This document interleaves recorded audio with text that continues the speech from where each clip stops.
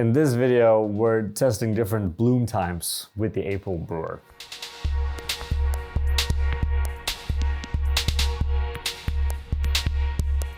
Welcome, my name is Patrick Rolfe and this is Coffee with April. For this video, we're gonna do a little bit of brewing, which we kind of always do, but what we wanna do here is we wanna experiment with kind of one specific phase of the brewing here, and I'm gonna kind of start brewing because this will take some time. So we're gonna brew and talk at the same time.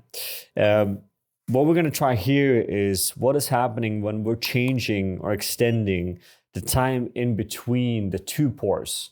So in the kind of classic April brewer recipe, we're using two pours, 100 grams and 100 grams. And we do that often with 30 seconds in between each pour.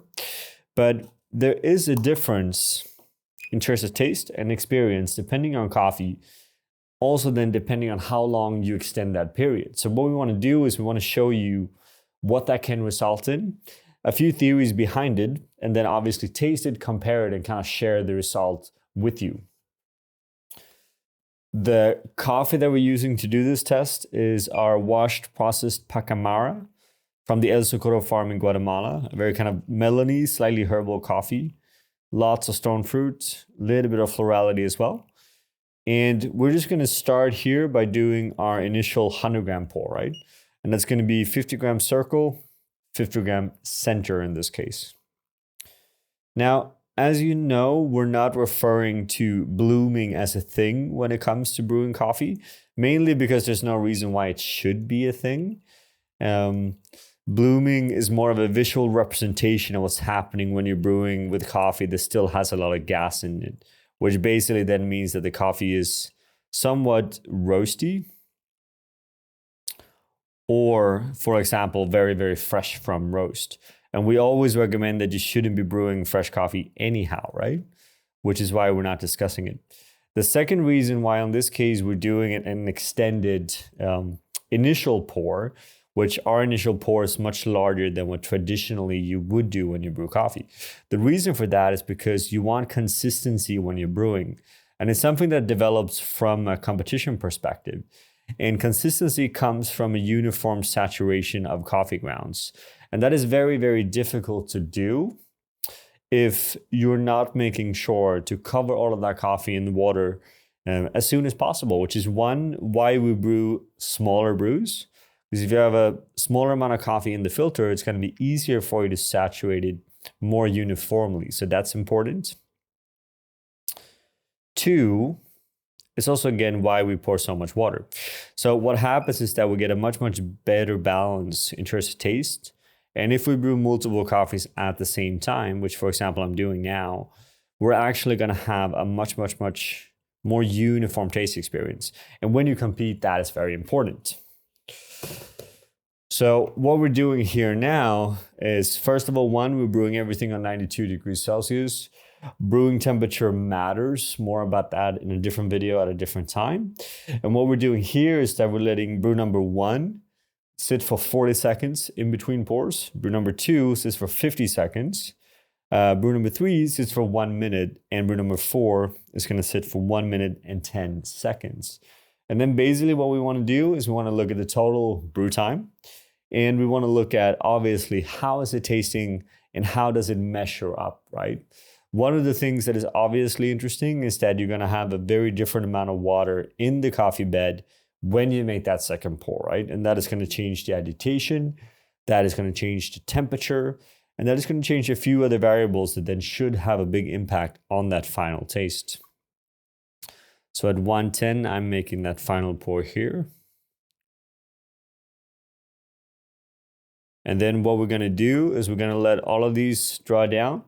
We're going to taste them all, and we're going to get back to you with a few more details on what we're finding out in terms of what is tasting good or not.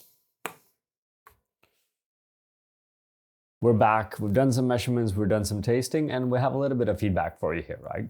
So first of all, there is a difference. It's not a massive difference, but there is one, and it's kind of an interesting one.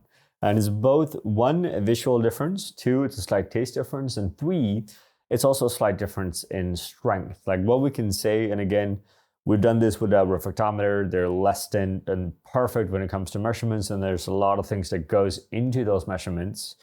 reassure or make sure that you are actually doing it properly, right? So with a little bit of pinch of salt, we can say that the difference here is roughly 0.02 in terms of strength, which means that the difference between cup 1 and cup number 4 is actually quite significant, but the difference between cup number 1 and cup number 2 is less noticeable, right?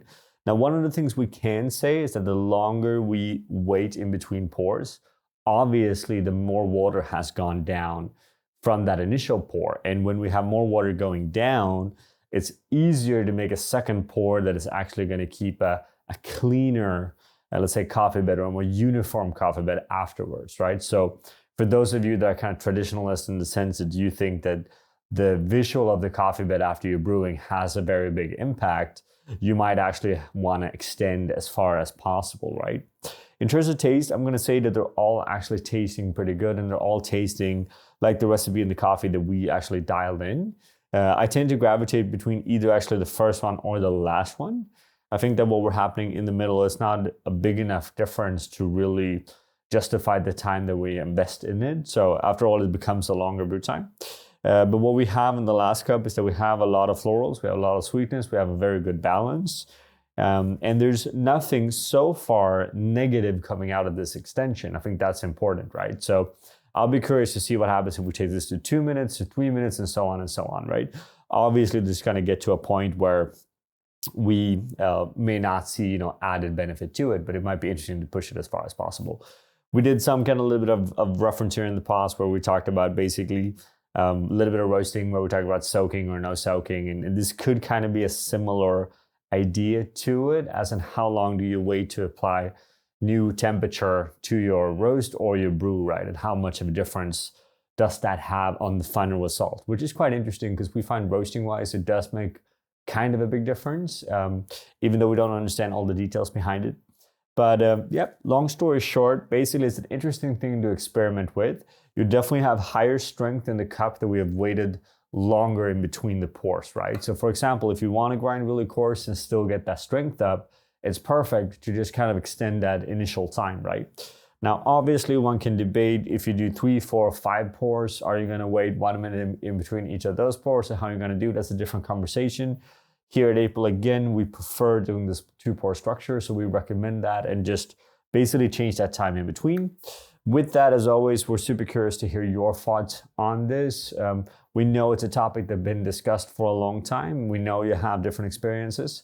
So please comment down below. Please subscribe. Please sign up for Patreon. Do all of it. And we just want to thank you for watching and wish you a great day.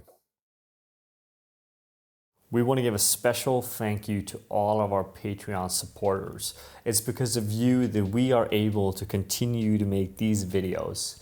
And we want you all to feel free to always come with suggestions and ideas on the content that you want to see, because we are doing this for you and because of you. Thank you from all of us here at April.